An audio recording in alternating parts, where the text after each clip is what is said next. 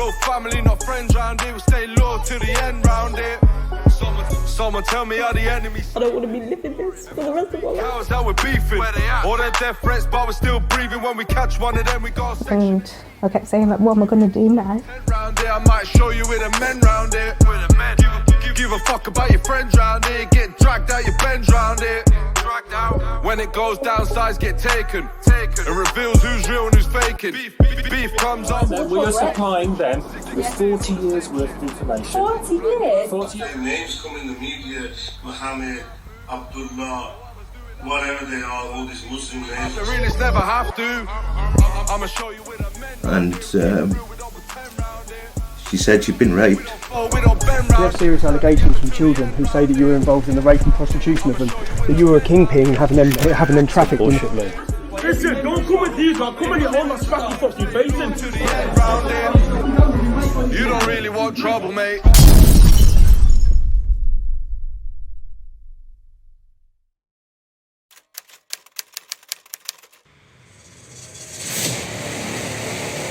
Well, let me call you.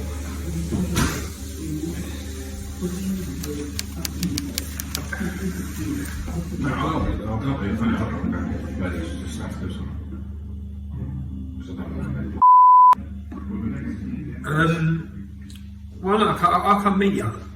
I've been in and out. Don't do anything stupid, huh?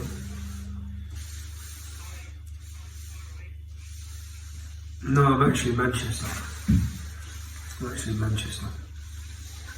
A minute. Yeah, now, what are you? You just, fucking hell.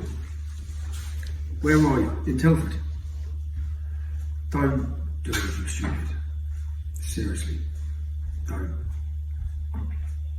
I don't. What's that? No, babe, no. I just think, no. Is your dad nearby? No. Do you want to come? Do you want us to come pick you up?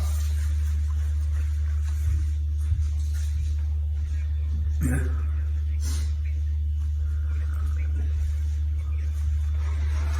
Go on.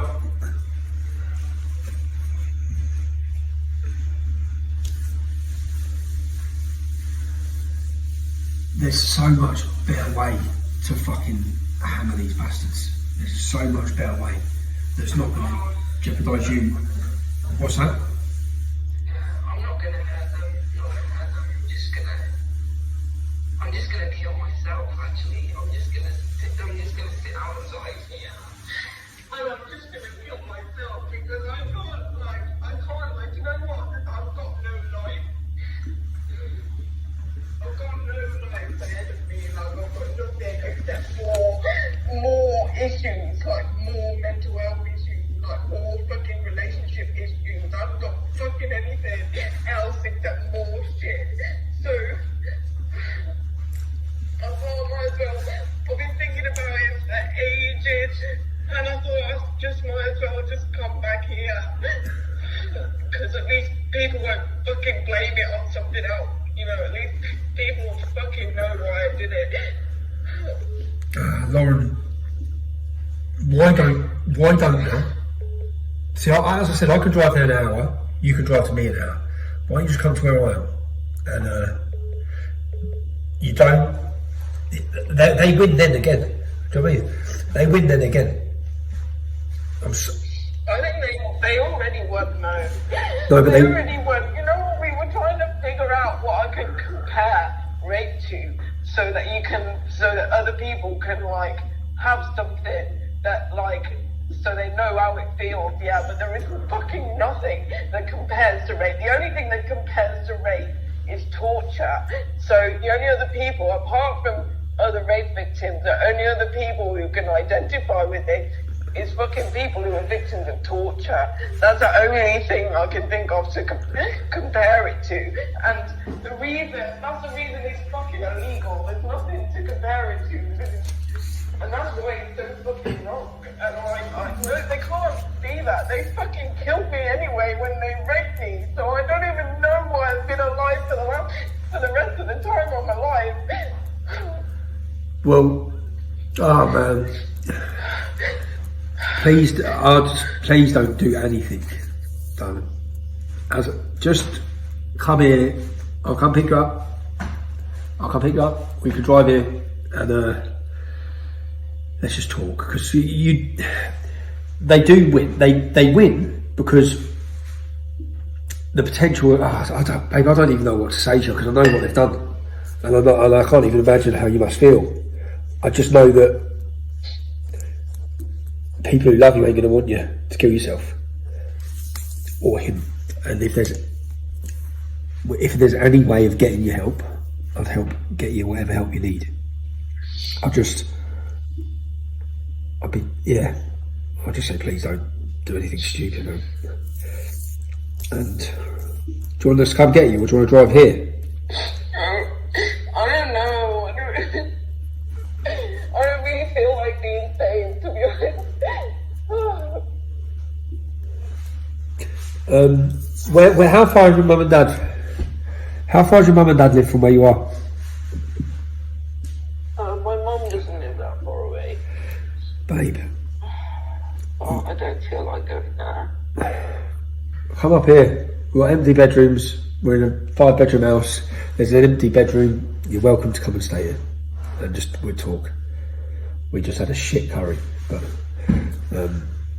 if you... Oh no, you can't have a shit curry. You can't do that. Did you make it? No, if you bought it from somewhere, you're a fool. Come here and make us a curry then. Come. No, I can't make one. Can't I?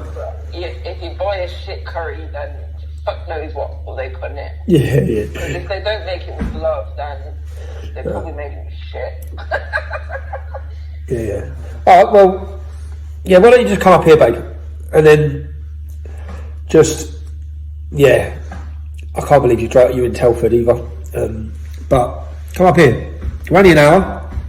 We're here. You can see what we're doing. We're actually here, sat around a table with pictures of all these bastards. I don't know if that's going to fucking throw your head even more, but we're actually just sat here with massive sheets everywhere of who they are, how they're linked. But babe, honestly, they do win. You're another victim then in their fucking murderous spree. So please don't do anything. Because, fucking hell, man. As soon as I heard that voicemail, I was like, what's wrong? Oh, my heart dropped. But you're totally welcome to come here.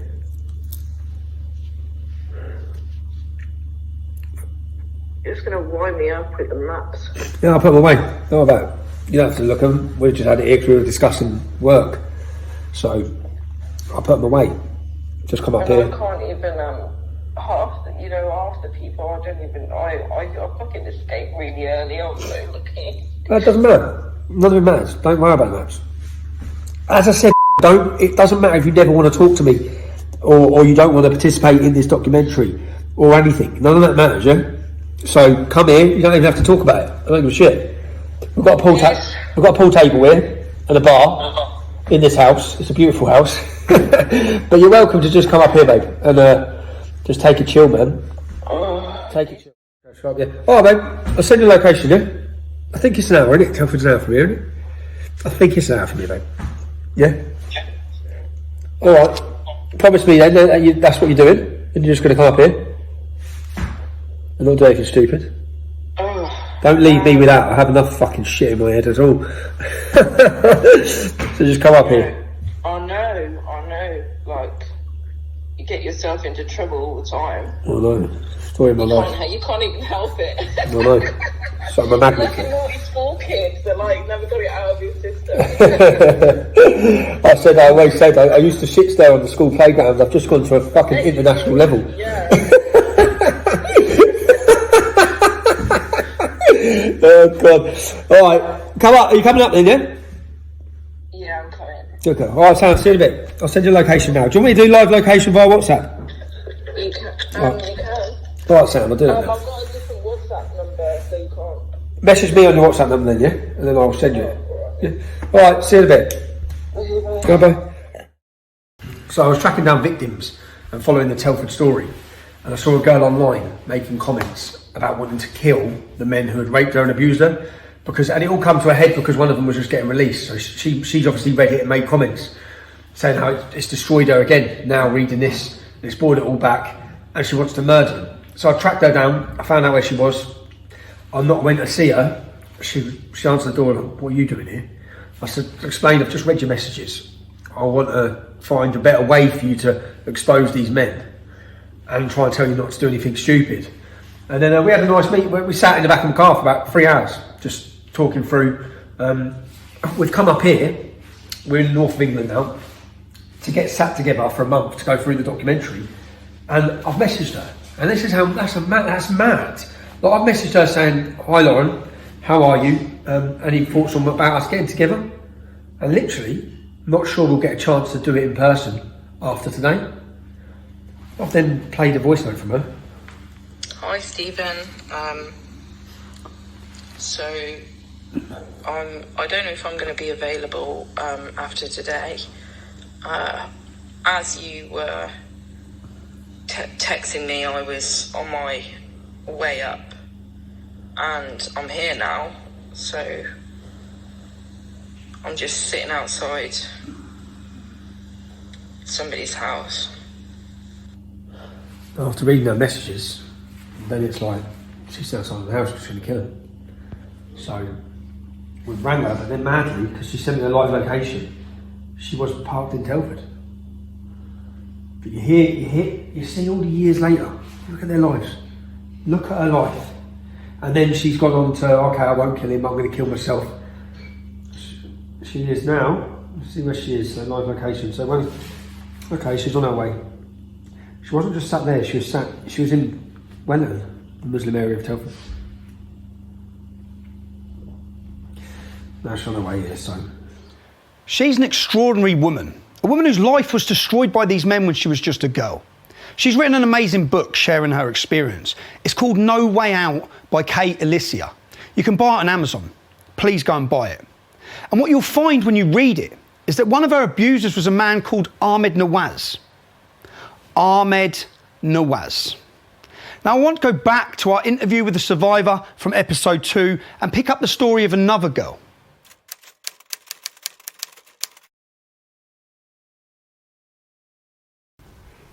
Okay, because I've seen Becky. You was a friend of Becky Watson. Yeah. Can you talk to me about Becky?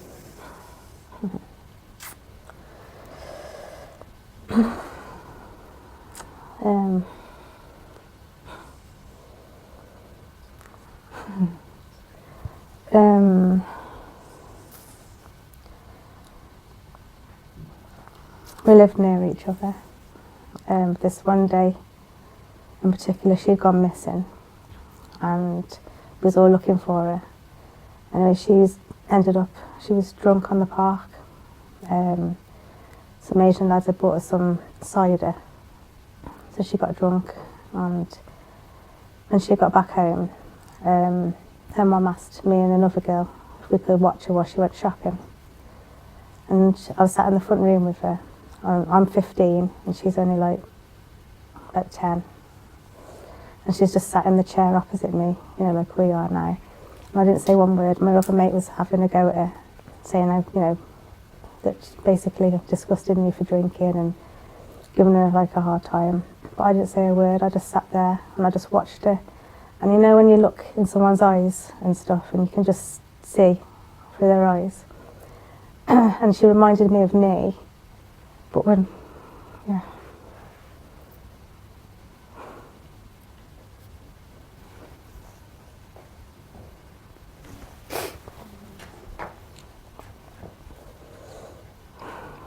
I just knew something wasn't right.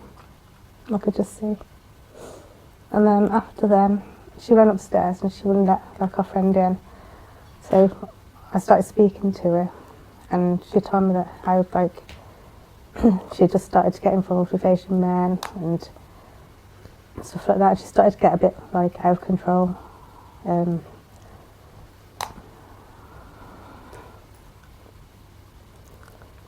She was involved with men at the age of 10.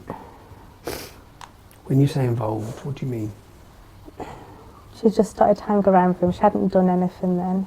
She was just hanging around with them, and I started to buy her a drink, just started to get into talking to her. And it was like not long after then, I'd been on deliveries with my dad. He was doing pizza deliveries. It was like a weekend job, and my mate came with us on deliveries, and he had just dropped us off. Well, we just got home, and was in my bedroom, and I got a phone call off Becky about 1, 2 o'clock that morning, and she sounded wasted, and she said, "Hey, guess what? I've just lost my virginity." And my words was, "You better fucking not have." And then she was just there laughing, and I could hear another girl in the background with her. How old was she? She was 10. When she lost her virginity? She was nearly 11. So do we know who Becky lost her virginity to? Keith. When you say Keith? Shazia's dad. Shazia's dad. This is Asian Keith. Who had the burger van outside rooms. Tell me about what you know of Asian Keith then. Did you ever meet Asian Keith? Yeah. I always saw him around the area. And obviously I knew his family, because I went to school with his nieces and stuff, and his nephew. We all knew what he was up to, but I didn't know the details until Becky told me. And what was he up to? He was selling girls. And I remember the first time Becky ever told me, she said that she went to this house with and they was paying like £200 each time. And yeah, that basically. So, and she did tell me that he tries you out first to see if you're good enough. So he was pimping young children? Yeah. Did you ever have any interaction with him? No. No? No.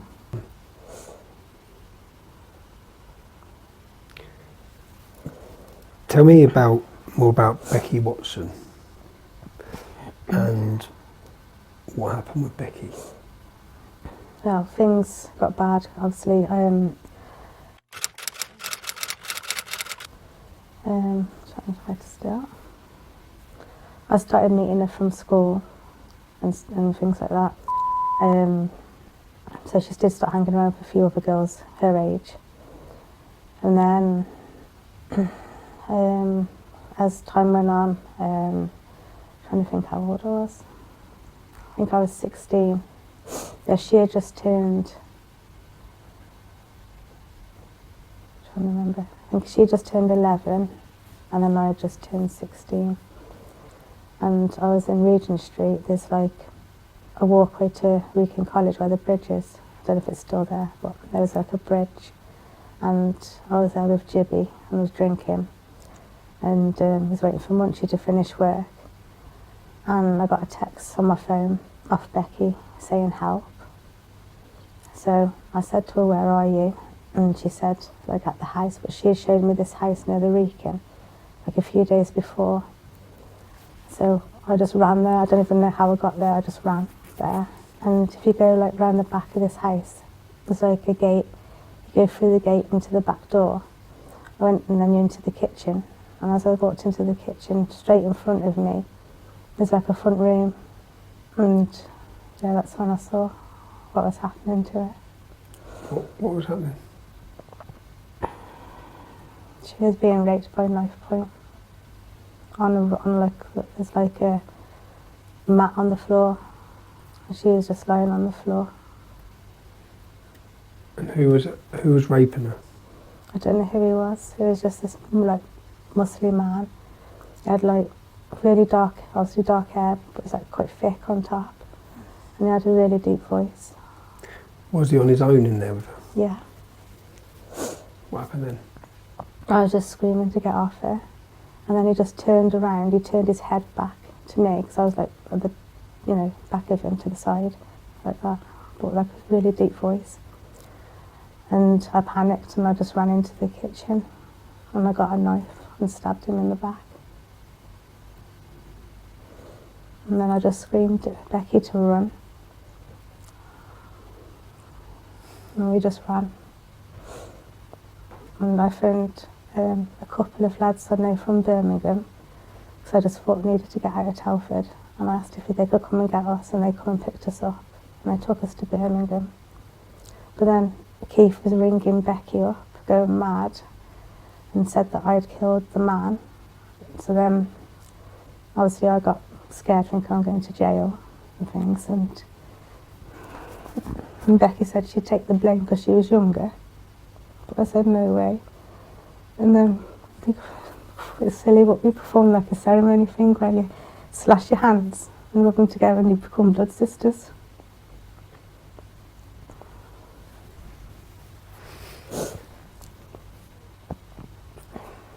And then after that night, it was just us two.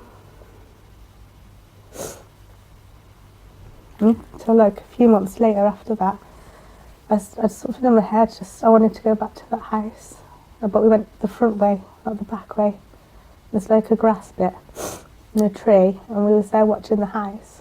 And all I saw was Keith and that man and two girls walking in. Keith was walking with the man that he said you'd killed? Because he said that he was going to go to the police if we didn't do what he said after that.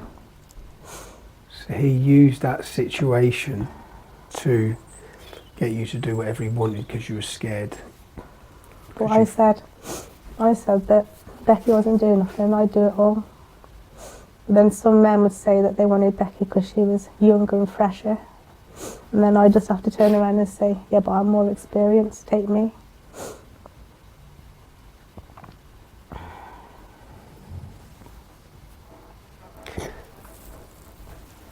And Asian Keith's now, where is he now? He's dead. He's dead.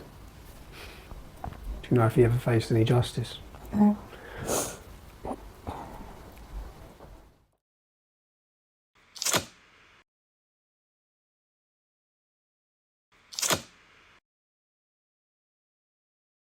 Becky Watson, raped by Asian Keith when she was 10, or maybe when she was 12. We've been given different accounts. She was passed around between men, raped at knife point. Asian Keith died in 2015, aged 61, without ever facing justice. What happened next to Becky? Becky was killed by a man called Ahmed Nawas. Tell me what happened. How did Becky die? Well, she'd rang me. I was at home giving my mum a massage, and she rang me up one night and she said that her mum had hid the fags, so can I bring her a fag? And I said, yeah, I'll be about 15-20 minutes. So I went down to she said to meet me at the youth club on Martin Drive, Brooklands. So I went down there, and as I got there, just literally got there, Ahmed Nawas pulled up in his car, and the youth worker, Juanita, I always remember her name, she was stood there, and then I just put my back away to Ahmed, and I said to her, don't let me go over, keep me here. She was like, all right, but she was like looking over my head at Becky and another girl called Kerry, talking to him. And then all of a sudden, all I heard was Becky say, but you're not, he said something like, you're not having your phone back, and he took her phone off her. And then she got on the car bonnet, like sat sideways, and she said, well, you're not going then. And then that's when we all started looking, thinking, what's happening, what's going on. And then all of a sudden he started revving his car, trying to like scare her. And then he drove off with her on the car. But there's like, when you're looking up, it's like on a bend, and I just kept thinking, nah, she's gonna walk in a minute, I'm gonna see her coming back. And but as Becky was driving off, she was trying to like grab onto the bonnet, somewhere to hold. And she just, all I got is that image of my head of her looking at me, you know, like, like saying my name. And you know, as it goes off in the distance and you can't hear. And then next thing I know, all I saw was blue flashing lights, like from up, you know, in the distance. And I just ran there, and all I saw was Becky on the floor, and then Ahmed was leaning over her. And then I got a lift to the hospital, and I went there, and That's when we got told that she was brain dead. She was 13. And then after that night, I went missing all that night because I got like really upset, and I kept saying like, what am I going to do now?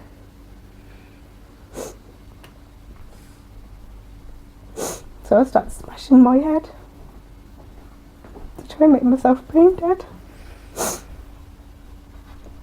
And then I didn't know who else to ring or where to go. So I was trying to ring everyone in my phone book because I didn't want to go home. And then I rang up for a taxi, but Amy answered the phone. That was Bugs's taxi firm at the time. Bugsy had a taxi firm? Yeah, I think it was called Fast Line or something back then. And then what happened? She got someone to come and pick me up. I can't remember if it was him or some taxi, because I wasn't with it that night. She got a driver to come and pick me up and brought me to the office to her. And then when she finished work, she took me back to her house. And then I stayed there the night. And then the next morning, the police picked me up from there and took me home. Now, Ahmed Nawas was charged with manslaughter, but pleaded guilty to causing death by dangerous driving. He got 3 years for killing Becky. He was out of jail in 15 months.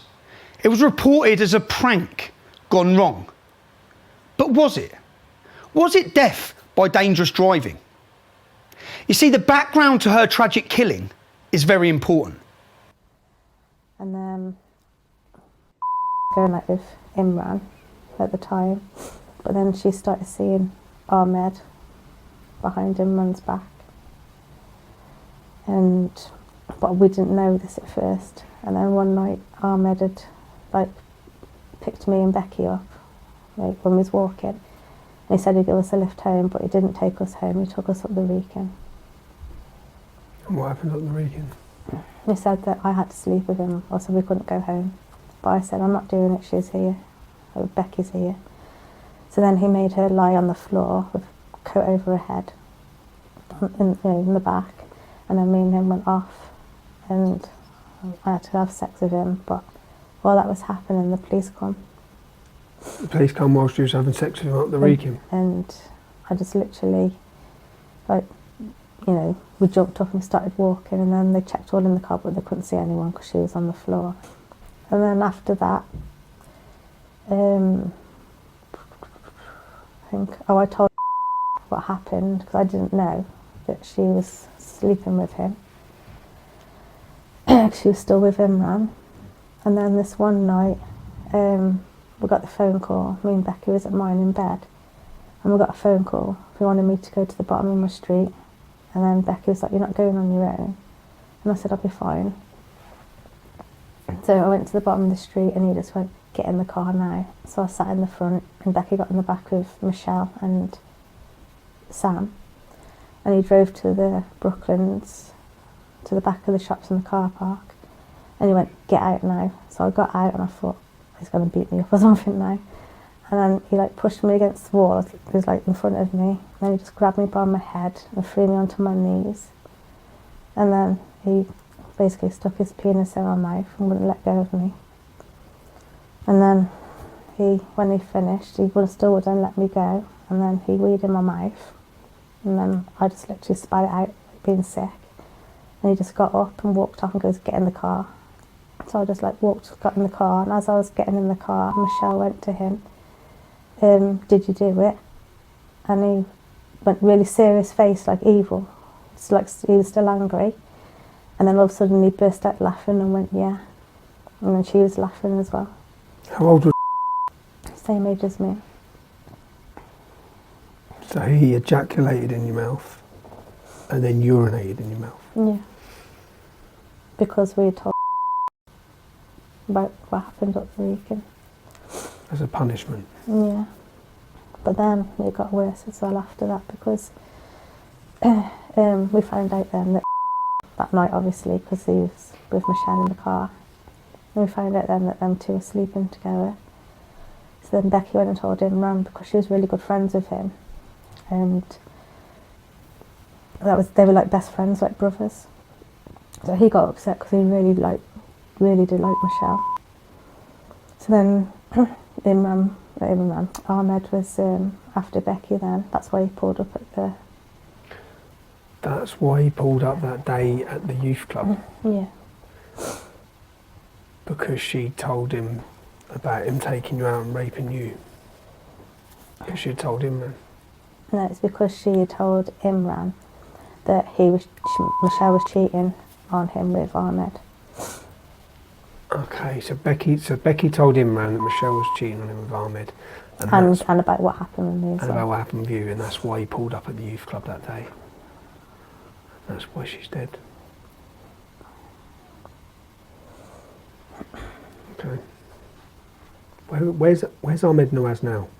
I haven't got a clue. Ahmed Nawas killed Becky Watson when he was angry that she had told his best friend Imran that Ahmed was having sex with Imran's girlfriend, Mandy.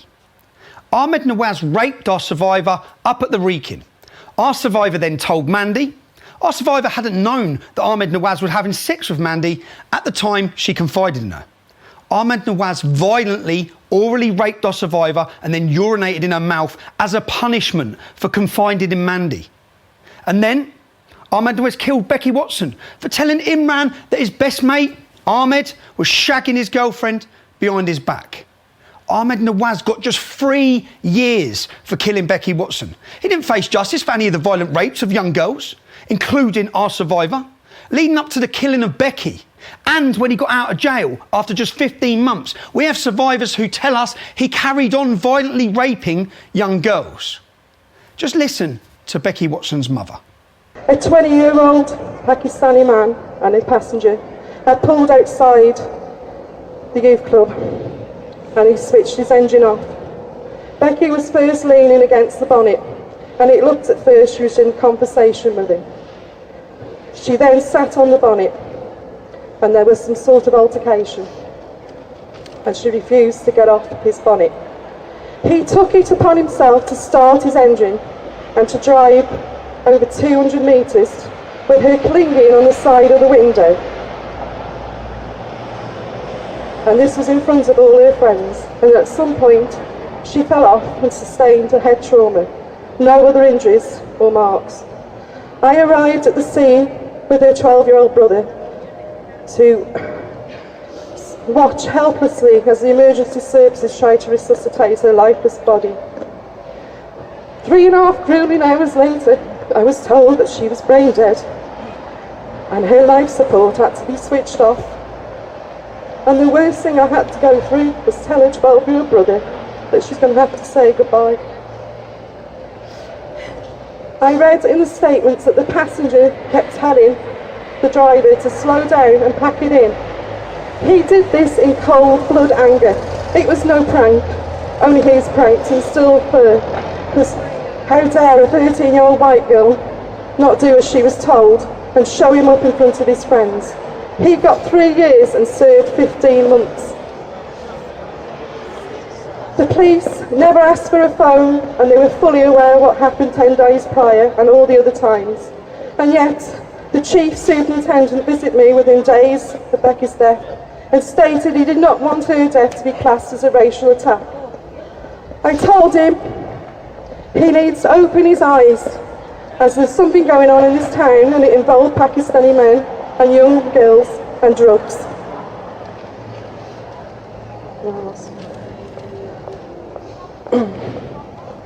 I never got to know Becky's full extent of her abuse. That chance was taken away. But the police confirmed in 2015, after a 3-year investigation following the Operation Chalice in Telford, that Becky was groomed at 11.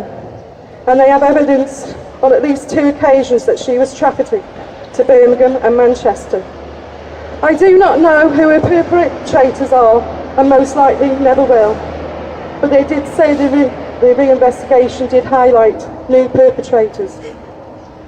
Had Becky not been killed, I know in time she would have opened up because I was never going to give up on her. I live with the guilt and probably always will that I never protected her from these monsters. But she was trying to protect her family. I know if she had lived that she'd be standing here before you today as a survivor. but instead she is a warrior, like all the survivors, only she's a warrior with wings. Thank you. Well done. Well done. One of the first things the policeman said immediately after the killing of Becky was that he didn't want her killing to be classed as a racial matter. What? Why was that on the list of things to bring up with a grieving mother of a dead child?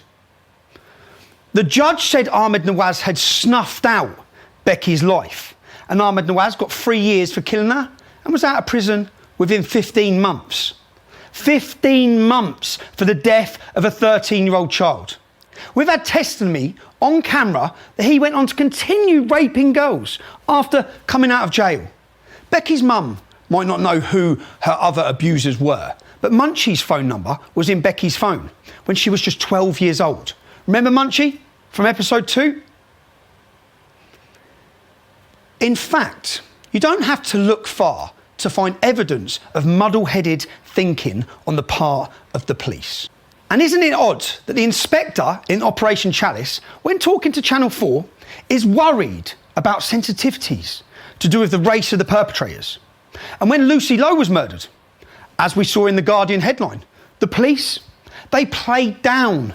Everyone seems more worried about the cultural sensitivities than they are about the young girls who are being trafficked, raped and murdered.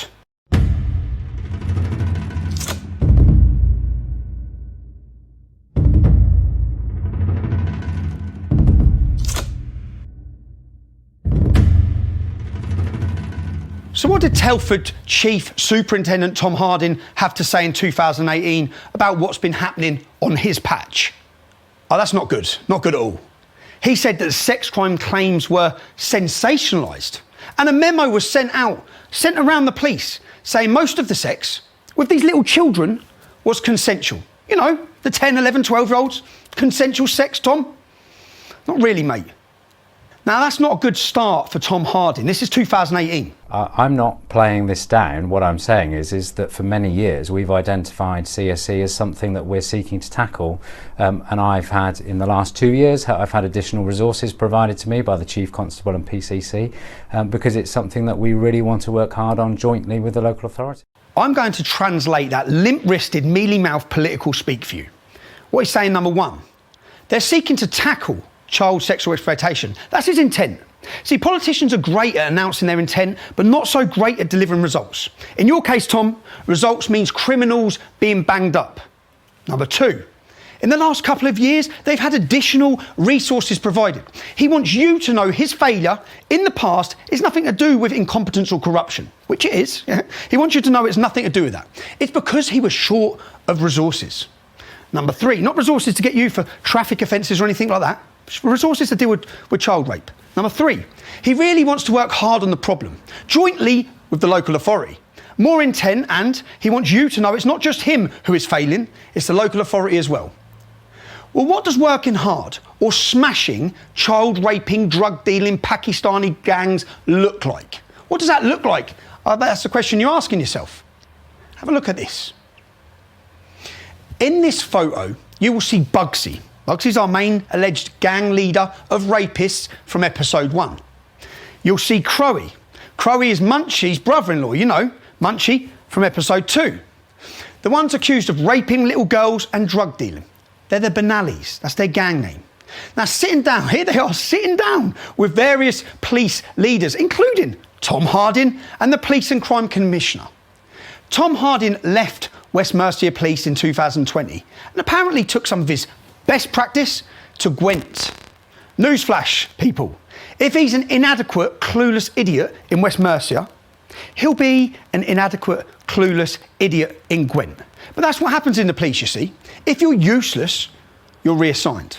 Now, in a world where terrorist attacks by followers of Islam are immediately labelled nothing to do with Islam, inquiry into the doctrines of Islam immediately labelled Islamophobic, and so-called non-hate crime incidents policing is used almost entirely to silence discussion of Islam, look at Harry Miller's victory over the College of Policing. So, who are the Benallis?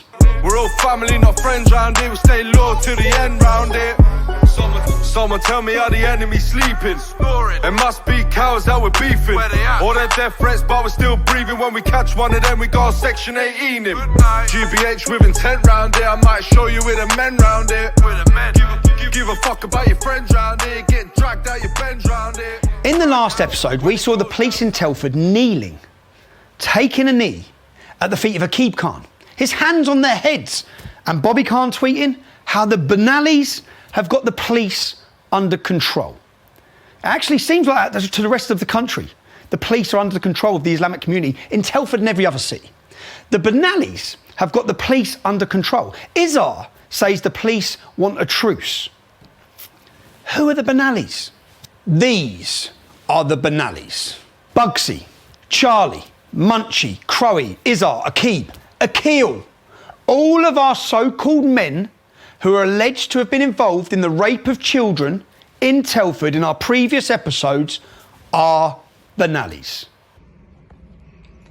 You might ask yourself, how and what are Telford police doing to tackle this epidemic of Muslim rape gangs? This is what they're doing. This is the most senior ranking police officers from West Mercia Police. This gentleman is the Police Crime Commissioner. Next to him, or across from him, is the head of the police. This gentleman, it's his job to prevent sexual exploitation of children. Now, this is Bugsy from episode 1, the main child trafficker from Telford, standing directly next to, having his photo taken directly next to the man whose job it is to prevent sexual exploitation of children. Now, you remember Munchie from episode 2. This is Munchie's brother, standing directly behind the Police Crime Commissioner. Do you have any faith that these officers are tackling these gangs? There is no way that their intelligence system does not tell them that they are drug dealers, they are gangsters, and they are trafficking children. But they do not care. They are more interested in taking their photos for diversity. I have tried to find pictures of the police sitting outside the church in Telford. I haven't been able to. Outside the Sikh temple, I haven't been able to. Outside the Hindu temple, I haven't been able to. All of these men, all of them, including him, are directly linked to gangs that rape children in Telford. And this is what your police force are doing. This is community policing at its dumbest. And it's a model that's being replicated across our country. If it was working, people like Bugsy, Charlie, Akil and Munchie, they would have had to answer by now for the multiple allegations made against them. But they haven't had to answer them. They haven't faced justice. And people have told us that some of these men have been abusing and exploiting young girls since the early 1990s. That's for over 40 years. If you remember a clip from episode 2, the police records on these matters go back 40 years. They passed, and I quote, 40 years worth of evidence to the independent inquiry. If these men had been pursued and prosecuted from the start, so many girls' lives would have been saved from misery. Don't get me wrong, there are good police in Telford. When one of our surveillance teams was arrested for supposedly harassing Akil Khan, a known Benali drug dealer, 2 police officers told him in the police station, whatever you do, don't use the duty solicitor. The good coppers know there is corruption inside Telford Police Station. And this diversity-embracing community policing approach, shut up for the sake of diversity, as Naz Shah famously tweeted, be quiet for fear of being called racist, be quiet for fear of being called Islamophobe, well, it's either incompetence, stupidity or cowardice. Incompetence because the police intelligence system must hold information about the allegations and criminal activities of some of the men pictured here. Are these top police officers unaware of the information on their own systems? Stupidity. Because if these top police officers know of the criminal activities and the allegations against some of the men, are they really so stupid that they think cozying up for photos is an effective approach smashing gang-related crime in Telford? And cowardice. Because the police in Telford are simply not equipped to tackle organised Islamic gangs that are running and ruining the streets of Telford by raping young children and flooding the streets with drugs. So the Telford police are frightened and incapable of confronting this evil. And if the police are frightened, the streets are lawless. God help every one of us if the police are frightened. And we're told Telford police are demoralised. I'll tell you what isn't good for morale. Letting your diversity-driven community policing bullshit stop you doing what you know is right. And I'll tell you what's good for morale. Solving crimes. Real crimes. Rape of children. Drug dealing. Locking up these monsters. That advice is for free, guys. And for the Home Office, you need to get a grip of this. Because it's not just Telford, and it's only going to get worse, as gangs are grounded in an ideology that doesn't recognise English law and democracy, gangs protected under the shelter of your diversity rainbows, as they expand into the power vacuum created by your limp policing, your policing paralysed by suicide cultural sensitivities. Well, we can't speak to Becky Watson, because Ahmed Nawas killed her, but before we go and knock on anyone's door, let's listen to another of Ahmed's victims. But I kind of have a different opinion now than I did before, because Shamil raped me, and then after that all these men literally took advantage of a rape victim, and I always said no, and they always like convinced me round, so I think that's rape. I was there for 5 months, and they started raping me a month after I moved in. I went to the party. It was a flat in Wellington.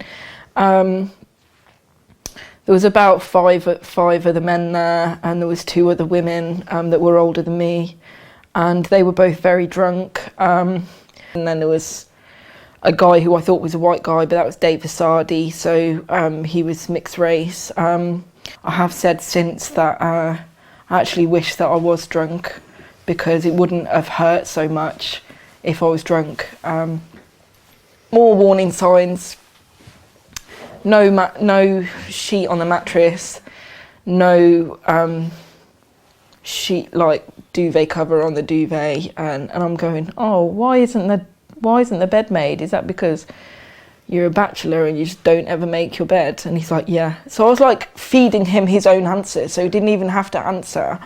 He convinced me to, like, we were going to have sex, and then he convinced me to get naked, and then he wanted to,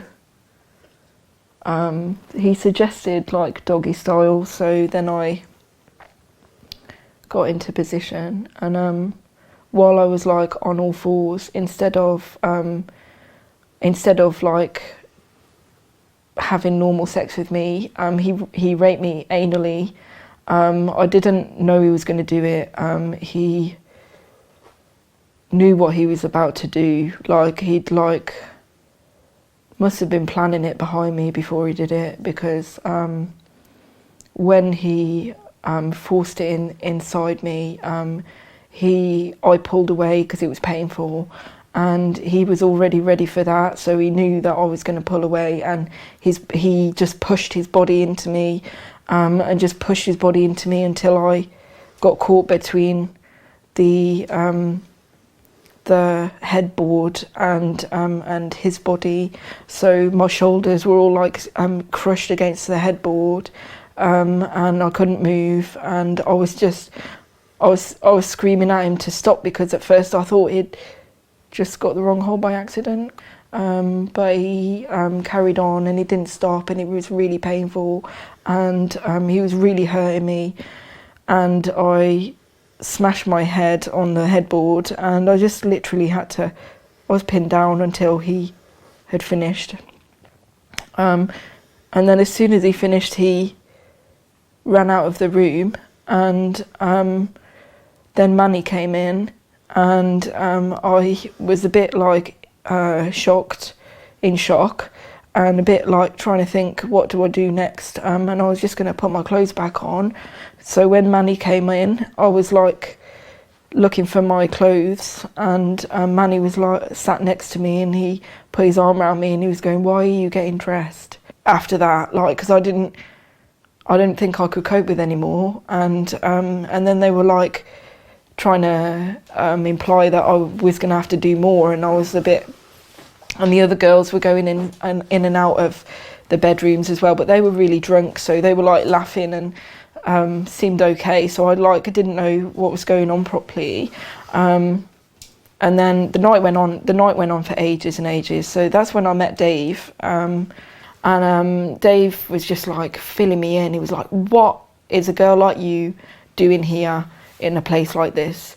This is where, like, do you know what Ahmed does? Ahmed finds these girls on the street. He just picks up random girls on the street, chats up random girls on the street, and brings them to this party to have sex. So it's their fault, it's the girl's fault, because they came to a party with somebody that they just met. So yeah, Dave was definitely on Ahmed's side, but he was just surprised that a girl like me was there, because from what he knew about me, I wasn't an idiot. So why did I get in the car with Ahmed? Like, the girls that normally get into the car with Ahmed are stupid girls, you know. So I think he was thinking along that line. So he told me that Ahmed brings these girls to the party, gets them drunk, and then has sex with them. But the way that Dave described it to me, it was definitely rape. So he told me that Ahmed, so he was telling me stories, and he was laughing and joking about it when he said it. He was saying, like, girls come out of the room screaming and crying. So he was describing some really disturbing things to me. He said that Ahmed always rapes them anally, and brings the blood, always wears a condom, and brings out the condom to show to his friends in the at the party afterwards. And but Ahmed wanted to know that he'd rape me, so he'd say things like, in reply to that, he'd be like, oh yeah, well, it was really turning me on when you were screaming for me to stop. He had invited everybody into the room, all the men into the room, while I was naked in bed, and I was really embarrassed, and I felt like trapped under the covers because I was in a state of shock anyway after being raped by him, and I was kind of I felt like I couldn't get out of the bed because I was naked otherwise, so like I felt trapped in the bed, but nothing happened at that point. But I didn't realise like how normal that was for them. I wasn't expecting it, and I didn't know how to deal with it. So when Dave was like telling me he knew me and telling me that things about Ahmed and stuff, then I thought Dave would help me. So I sat next to him the whole time, and I wouldn't let anyone else talk to me. And he said he was going to take me home. So I got a bit excited about that. And because the thing is, I was going to escape anyway, but when he offered to take me home, I thought that was a better solution. I was going to leave. I thought we got up to go, and I thought we were going, but he just took me into one of the other rooms, and I was so disappointed.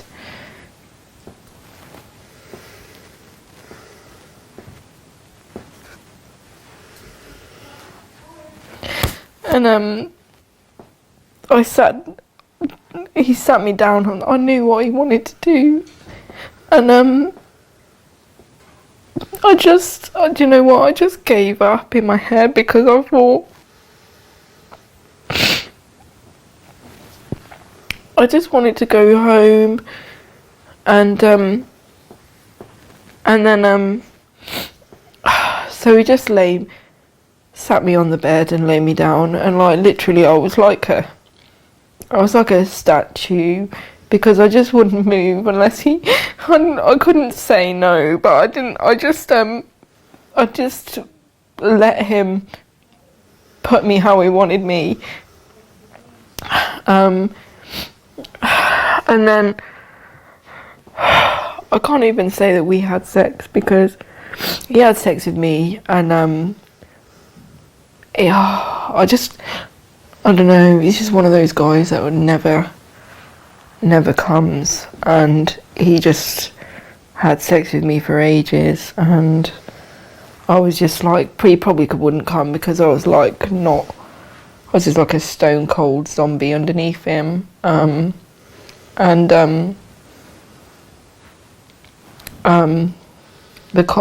was used a condom. The condom dried out. I could feel it was all dry, and I wasn't enjoying it at all. Like, not that you're supposed to anyway.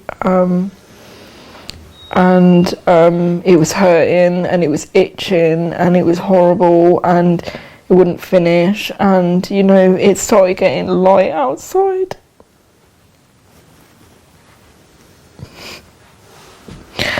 And I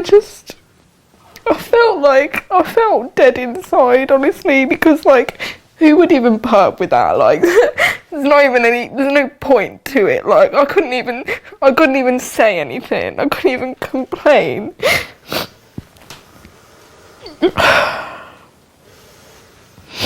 And it was taking ages to come, and he couldn't come, and he was frustrated about it, so it made me kneel underneath him.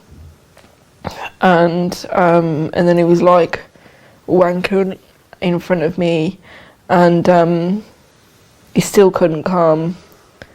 And the white guy that was there, he opened the door and saw me with him, and then they were taking the piss out of it afterwards. It made me go back in there. He gave up in the end, and he made me go back into the living room with him. This was Dave. Yeah. What's he selling? Asadi. He said he was gonna take me home, and then he took me into a bedroom, and then like he was still saying he was gonna take me home, and he took me back into the living room. This is yet another example. In this case, a child killer, an alleged child rapist, Ahmed Nawas, let out after 15 months for killing Becky Watson, continued to violently and anally rape young girls. They're the allegations. If the police and the justice system had done anything like the investigation we had done, Ahmed Nawas would not have seen daylight for a very long time. But they didn't. They didn't do any investigation. They tried to cover up what had happened. They all failed in their duty to protect the vulnerable. Our justice system failed. It didn't work, and it doesn't work today. And as a result of its failures, innocent children continue to suffer. Let's see what Dave Asidi and Ahmed Nawas have got to say. Dave? Mate, I'm wondering if you can help me with some allegations about an old associate of yours called Ahmed. God, can you stop filming me, please? I'm on about an old associate of yours called Ahmed, mate. God, I've seen your shit, mate, on the telly, yeah? So I want to ask you about an old associate. Yeah, I know that name, yeah. Yeah, you used to attend parties. Parties. You was at houses with Ahmed Nawas. You was at houses with him. Can you stop filming me, please? Yeah, you was at houses. Mate, I just want to see if you've got nothing to hide, you answer the questions. I haven't got nothing to You know hide. Ahmed. What was your relationship with Ahmed? I know of him, yes. Can I show you this? Can you just stop for a sec so I can show you this, yeah? Yes. Can you stop filming me, please? Yeah. Stop, please. Look, can you watch this? Can you watch this? Why is he filming? Can you watch this? Listen. Listen to it.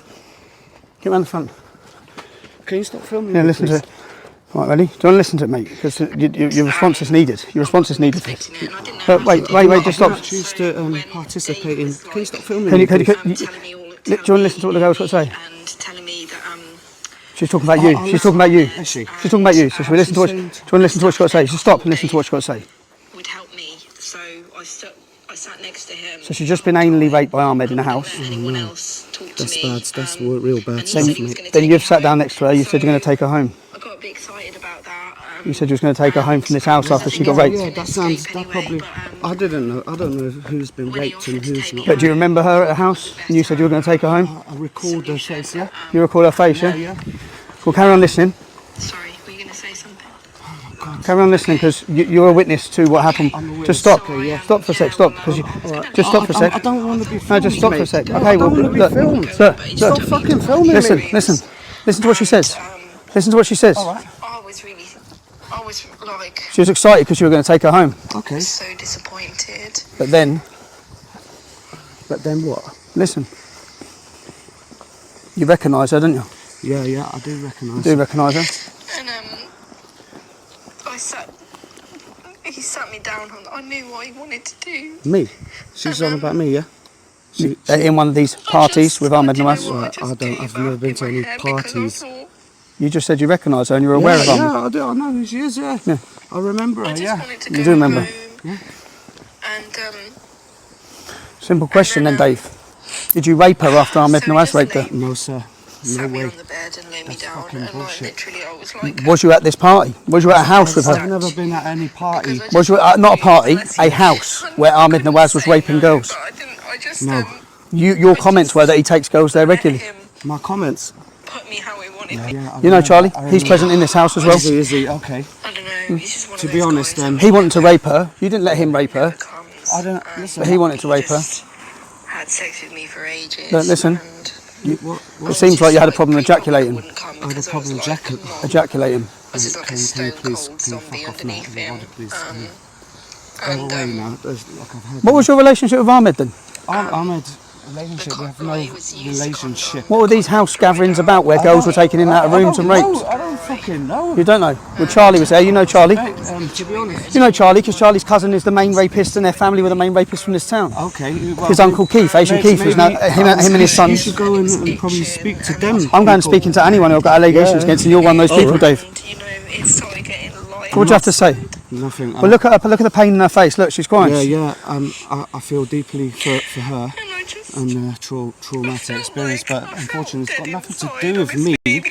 So can you stop fucking filming me? Why would she be saying that you were there? Why would she be saying that you've raped her? Explain that. Very clear. She knows you. Dave Asidi. That's you. You were in this house. So what you're saying is. I'm not saying. I'm saying that there's girls. You was at a house, which you recognise her from the house. You've already said that. Yeah, I recognise the face. You recognise her from the house. Okay. Yeah. You were present with Charlie. Yeah. Charlie's cousin and family are the main Pakistani rape gang from this town. You know Ahmed. I don't think so, mate. What don't you think? They're the main rapists. Asian Keith. And his sons. Unfortunately, it's got nothing to do with me. So why would this girl name you? Why? Were you in these houses? Yeah, listen, I've sorted this out with the police. Okay, and to be honest, nothing to do with me. Was you present in houses with Ahmed and young girls? Houses? Was you present in a house with Ahmed Nawas and young girls? I think I was there once. You was there once? This time, with her? That time when she was there, but I never fucking... And that time when she was there, she was anally raped by Ahmed. She came out of the room, she was upset. Okay, maybe so, but I don't know fuck all about that. But you laughed because you said he always takes girls in there. No. You said he always comes out and shows the blood. He always comes out and shows the blood. No. What was the idea of the house gathering then? What was it?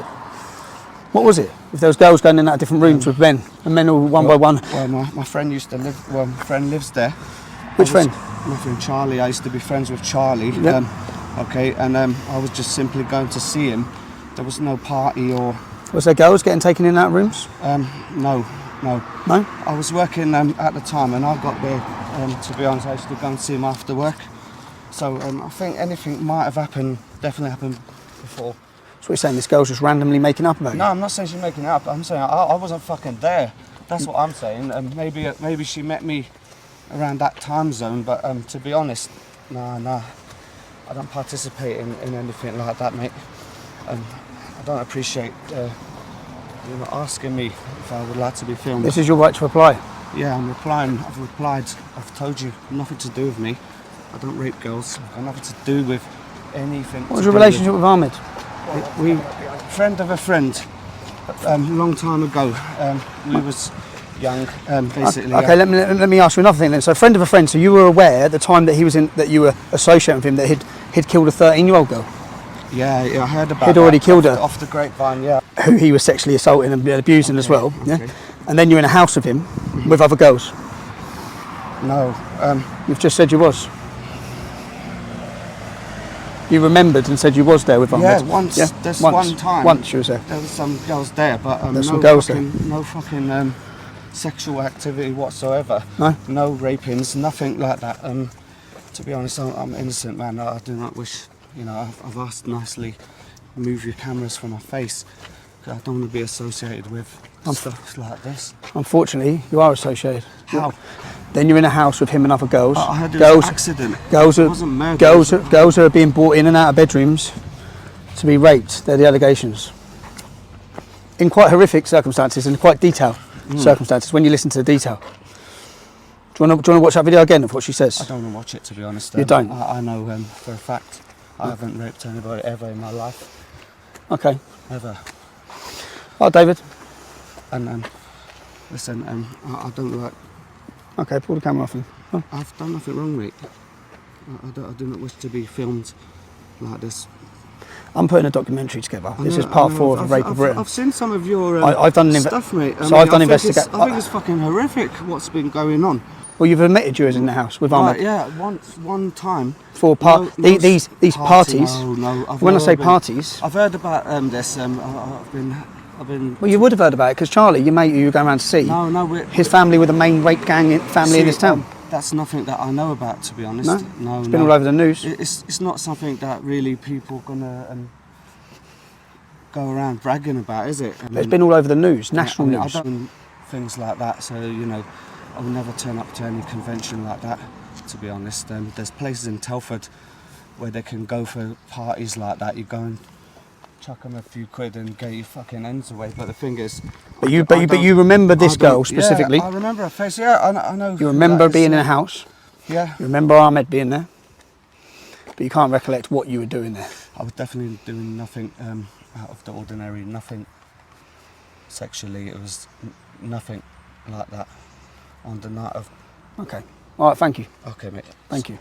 Tommy, can you ask him to stop filming, please? I don't want to talk to you without, I want to talk about the camera. Go on, put the camera down. I want to speak to you. Put the camera down for a second. Just tell you, look, go on. I'm a family man, and look, I've been with my missus now for fucking 20 fucking years. I've got a daughter who's 11. I don't condone action like this. I never have. Do you think maybe you should have... I know that you know what's gone on, yeah? So don't you think you should have gave evidence against Ahmed Nawas? I heard what's gone on from the police. I didn't hear what's gone on from these people. I'm here to ask you questions. I believe the public are going to watch the allegations from this lady. So I'm going to be on this documentary now. You are. You're in episode 4. You're serious? You're an associate of Ahmed Nawas. You're an associate of Charlie. I thought I cleaned this up with the police. I was. Do you know how many men have got away with raping children in this town? From the police. I've seen your documentary. It scares me. You've been watching the films, have you? I have been watching the stuff, mate, because I've got a daughter at home. I'm quite not because you were friends with one of the main rapists. Nah, fuck. I don't know. And you're aware of parties that you've attended. No. That was a pure accident. I think some bad stuff was going on because I found out from police. You found out from police? You had no idea at the time? I didn't know. When you hang around associating with all these men, you had no idea what they were up to? No, I didn't know what their agenda was whatsoever, but I can tell you now, I'm not friends with any of these people now.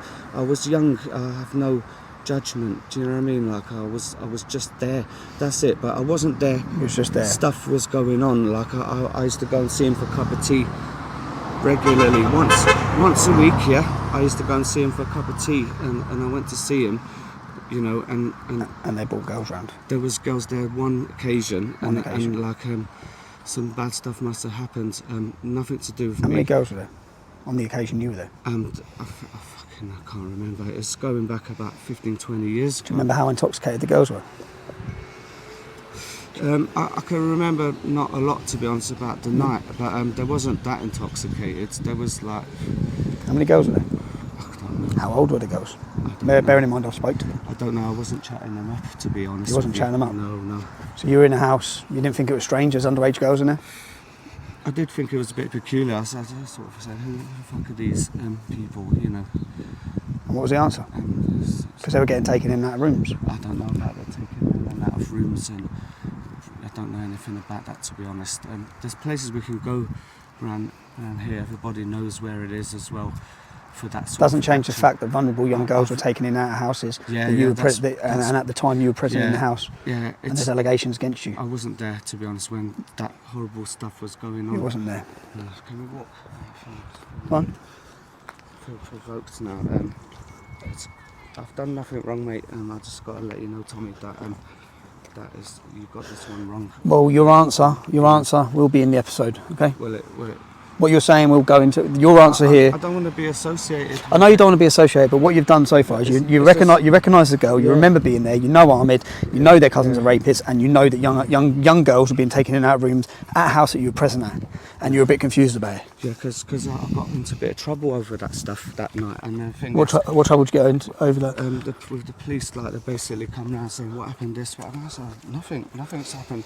Not with my presence. Nothing happened while I was there, and then whatever the badness happened must have happened without me being there. Are you saying that you was totally unaware, after Ahmed Nawas had already killed a 13-year-old child, you were totally unaware of what those men were, crimes they were committing as a family? Are you saying you were totally... I was totally unaware of that stuff, yeah, 100%. This is like... I find that difficult to believe when you're in a house where they're bringing in girls. No. You was in the house, you've admitted that, where they were bringing girls, underage girls, in their bedrooms, but you didn't realise anything was happening. Is that what you're saying? You're still filming, mate. Is that what you're saying?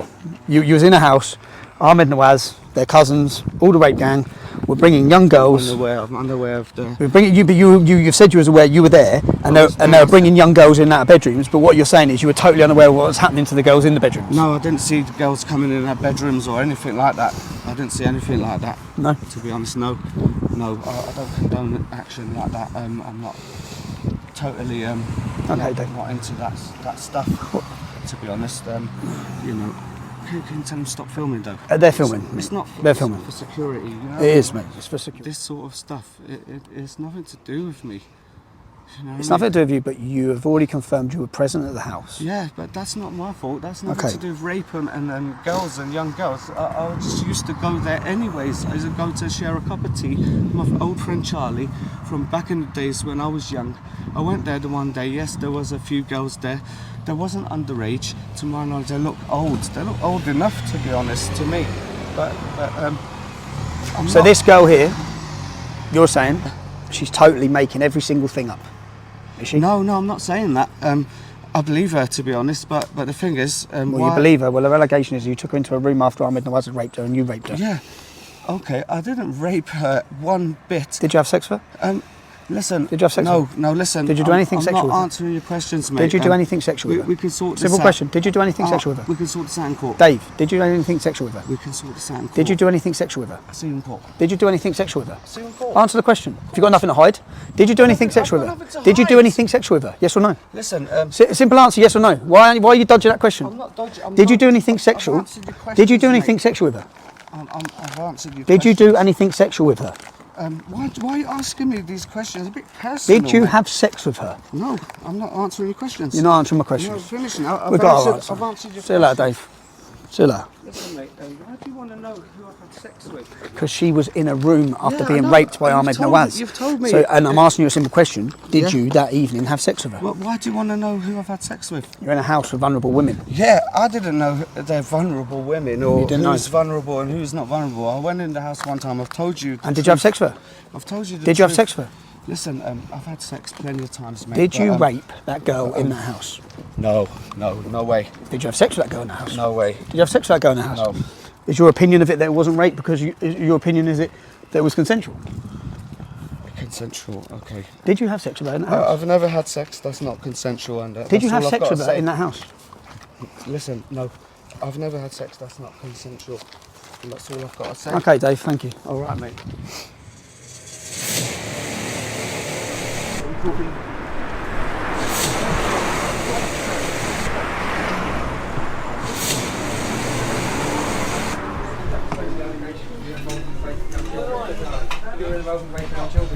Killed Becky Watson because you was angry with her for repeating that you had raped man's girlfriend.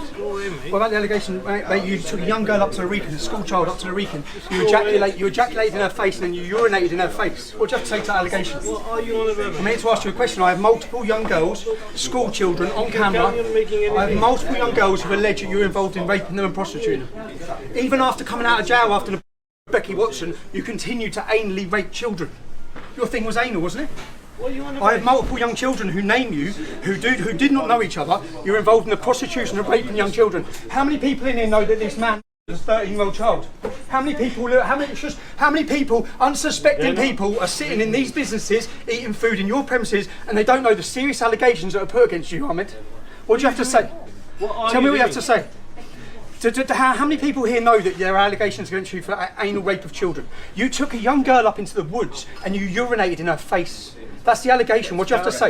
You're just making things up. You're going to see the videos of all of these victims. You can carry on. You're racist. Okay. And you know racist. You're just making things up. Actually, Ahmed, you are the racist because you are the man. You are making things up. Actually, Ahmed, you are the racist because the girls tell us you call them dirty gullah. Is that right? Dirty gullah, white slags. That's the term you use to refer to these children. What do you have to say? Okay, so how long did you serve in jail for the murder of Becky Watson? 15 months. 15 months in jail. No, let him go, man. Let him go. Let him go, but how many people? To answer the question, okay? Why would I have, Ahmed, multiple young children? Yeah, multiple young children who do not know each other, all naming you as being involved in raping them.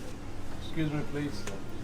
Do you think this is the right thing? Is the right time to? I think that unsuspecting customers in towns like this need to know of your history, your past, and the allegations against you. You're just making things up. Carry on. Becky Watson. What was your friendship with Becky Watson? She was 13 years old. You're just going around just making things up. Mate, did you think the murder of Becky Watson would only last 15 months? You're just going around making things up. That's all you do. Do you think 15 months? No, look what you're doing. You got all these guys. Yeah, just look at these guys. Yeah, out of the way, lads. No, you bought these guys, and just making things up and pressurising. Mate, I'm just here to ask you simple questions. You're pressurising. This is your Ahmed. This is your right to reply. This is your right to reply. Can I ask you one question? You can ask me one question. Go on, boss. Go on. Do you think this is the right time to just comment? Mate, I need to ask him questions. No, you're not listening to what I said. Do you understand that young girls in their school uniforms, I understand. a young child was taken out to the woods and was urinated in her face? I don't think there's a right time to ask these questions or a right time. You're just making things up. No, I'm not making things up. Things You're going to see the allegations after girl after girl after girl. But the police, they come to arrest me. You're just making things up. So you think, you think because all of you have got away with it? 15, we all got away with it. Did you kill Becky Watson? What are you on about? She's dead. You just carry on. She's not here anymore, bruv. Her mum and dad will never see her again, mate. Her mum and dad will never see her again. Look at these guys just making things up. What were you doing hanging around with 13-year-old school children? You put her on your car bonnet and you raced off because you were angry because you had been sleeping with your best friend Imran's underage girlfriend. Excuse me, please. Imran's underage girlfriend was you sleeping with? Ahmed, how many people do you think are going to use your business after this? I'll just ring the police. You can ring the police, mate. Ring the police. So this is Ahmed Nawas. Unsuspecting customers need to be aware of where these premises are, who these men are. You're going to hear allegation after allegation of rape, of prostitution, anal rape, even after coming out of jail. Ahmed, what you don't understand is you're a star of episode 3 and 4, mate. Ahmed Nawas, this is your opportunity for your right to reply. Do you want to reply anything? You don't have to reply anything. You don't have to reply. Come on, let's go. Okay, just move. Everyone, you need to know what these men have been up to, yeah? Yeah, I will. Sorry it's late, it's Tommy Robinson. Just giving you the heads up. We just caught up with Ahmed Nawas in a restaurant that he's been running. So he was surprised, very surprised. So all the customers in the restaurant to hear of who he is and the allegations